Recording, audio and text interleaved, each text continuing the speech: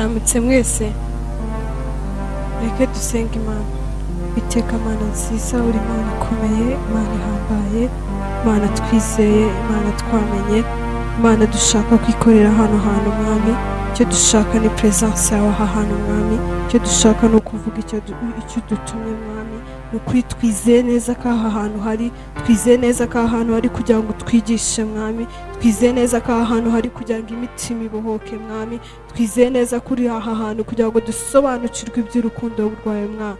Nyemerera ukorera aha hantu mu izina rya Yesu Kristo Mwami, mu izina rya Yesu Kristo Mwami. Ntaba ari twebwe Papa, ntaba ari ubwenge bwacu Mwami, ntaba ari ibitekerezo byacu Mwami, ahubwo ineza yawe ndetse n'urukundo rwawe Mwami bibashe kuganza aha hantu Mwami. Reka ntaba ari twe Mwami muzima, reka ntaba ari twe Mwami muzima, Mwami mwiza ntaba ari twe Papa. Let your covering be here Jesus, let your covering be here Jesus, mu izina rya Yesu Kristo Mwami.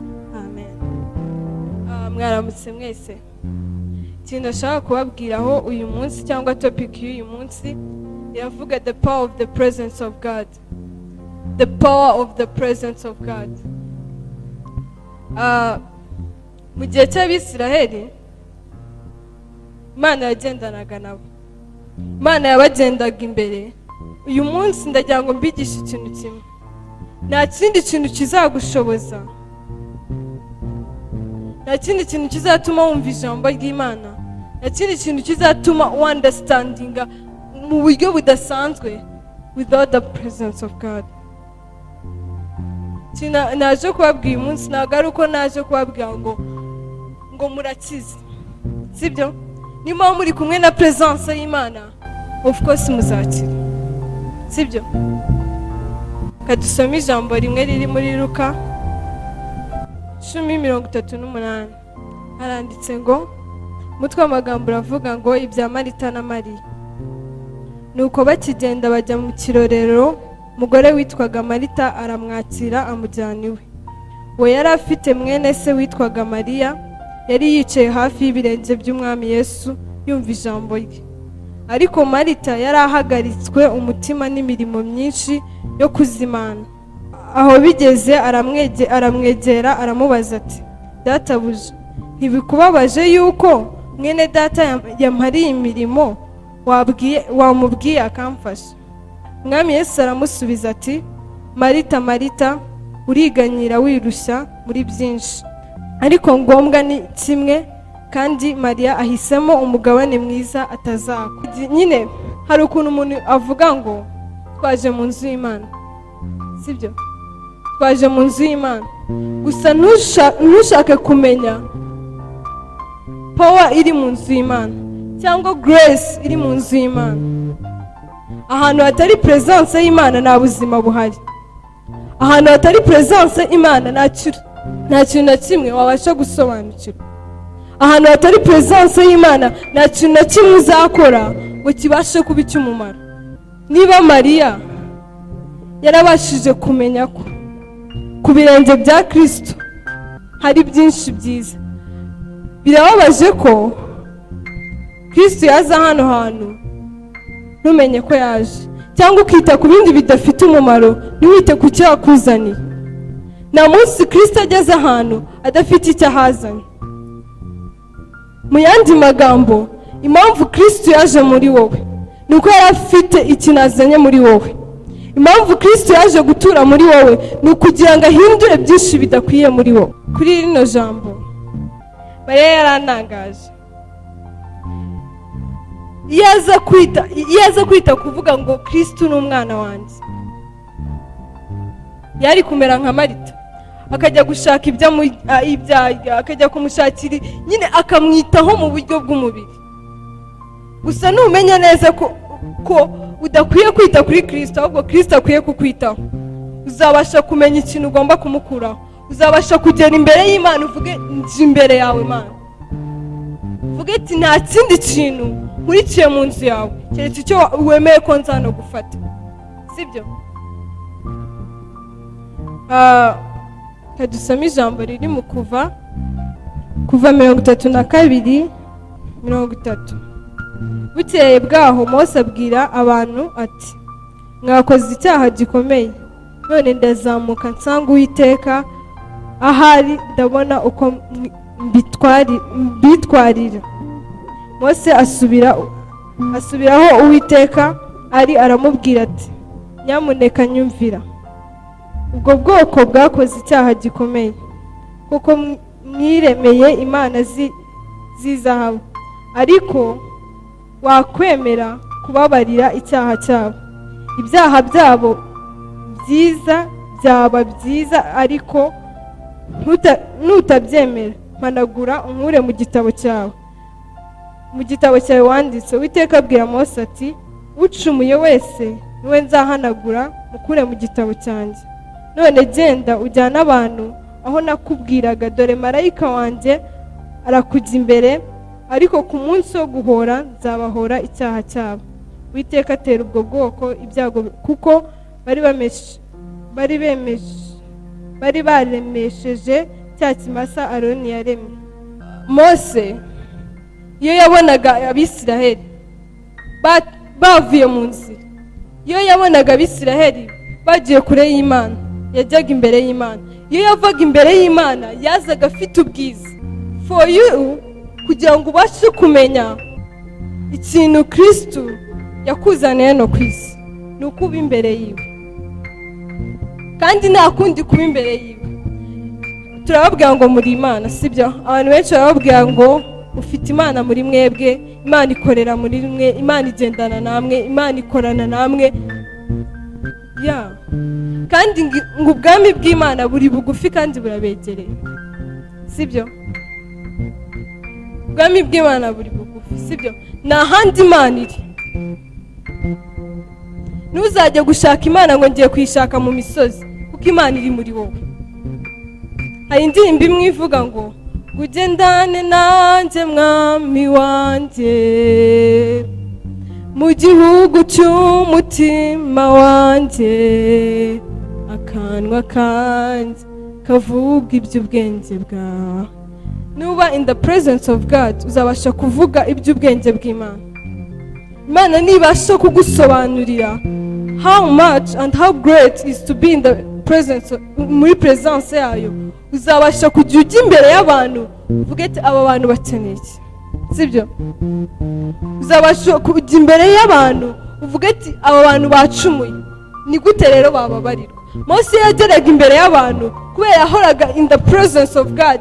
Ni hahandi ugera imbere y'abantu baba bari mu byaha bikakubabaza, kubera iki? Bari gukora ibintu bitandukanye n'ubushake bw'Imana.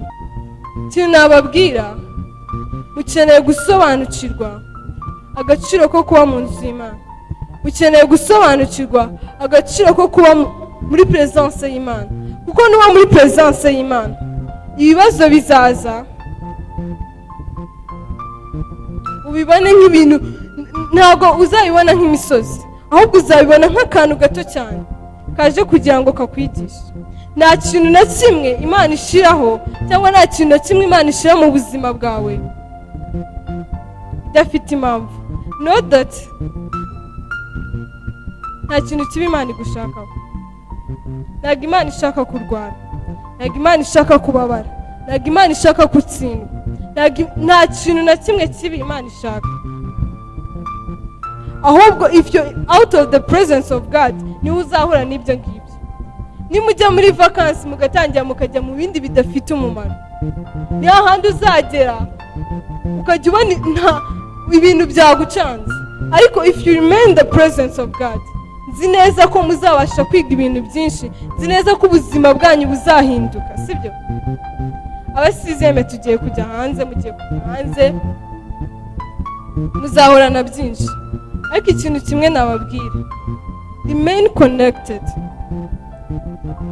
sibyo? Mukomeze gushaka kuba muri presence y'Imana, kuko nimuba muri presence y'Imana niyo muzabasha kumenya Imana icyo ushaka ni iki ngiki, dukora iki ngiki kuko ari icyo Imana ishaka. Mu ihema ry'ibonaniro Mose yarahajyaga agahura n'Imana, akamenya icyo Imana ishaka ku bwoko bwa Isiraheli. Ikintu naje kubabwira nta kindi, muri presence y'Imana niho muzabasha kumenya icyo Imana ishaka, niho muzabasha gukora ibintu kwa kundi ujya muri class ukiga, n'ubu uri muri presence y'Imana uziga ibintu bisobanukirwe ku rwego ruhambaye. Abasizeme muri kwiga, gusa ejo batubwiye ijambo ryiza, baratubwira ngo tugomba kwatura ubuzima ku bintu turi gukora, sibyo? Ntabwo ushobora kwatura ikintu without the presence of God ngo gikomere, sibyo?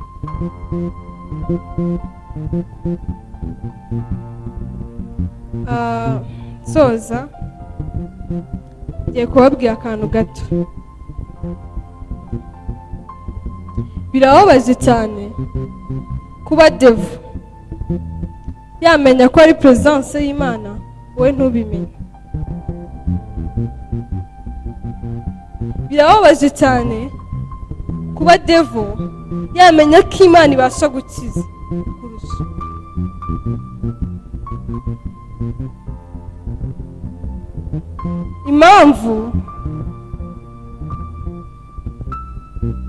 Impamvu devu aba ashaka kugira ngo agukure muri presence y'Imana nuko azi neza ko nusobanukirwa ibya presence y'Imana uzabasha kuba umuntu udasanzwe, uzabasha kugera kure, uzabasha kumenya ko muri Kristo ariho honyine ufite ubuzima, uzabasha kumenya ko muri Kristo ariho honyine uzagera ukabasha guhembuka mu buryo budasanzwe. Tugiye gusengera kino kintu. Muri vacances twese tugiye kujya hanze. Si ikintu kimwe nababwira, mumfashe kubw'urukundo rw'Imana, muzabe connected ku bantu bazima, muzabe ahantu hazima, muzabe ahantu habafasha kugira ngo mukure mu buryo bw'umwuka. Ntabwo muri vacances hari ukuntu umuntu ajya muri vacances akavuga ati ngiye kuryoshya, ngiye kuzajya njya muri fete. Gusa ntabwo nababwira ngo simuzajye mujya muri fete, ahubwo you're the one kugira ngo creating a presence y'Imana muri iyo fete. Ikintu nshaka kubabwira cyane, in the presence of God niyo muzabasha kumenya ubushake bw'Imana. Ikintu kimwe nababwira, mushake kumenya icyo Imana yabafatiye. Ntabwo muzamenya icyo Imana yabafatiye mutari muri presence y'Imana. Mariya yabashije kumenya ko naba ku birenge bya Kristo ari bo bakura imbaraga, ari bo bakura icyerekezo cy'ubuzima bwe. Nawe uyu munsi vuga ati Imana naje imbere yawe, vuga ati Imana uyu munsi iki gitondo hari byinshi nigeze menya, hari byinshi nigeze nsobanukirwa, gusa nzi neza ko muri presence yawe ndi bubisobanukirwe.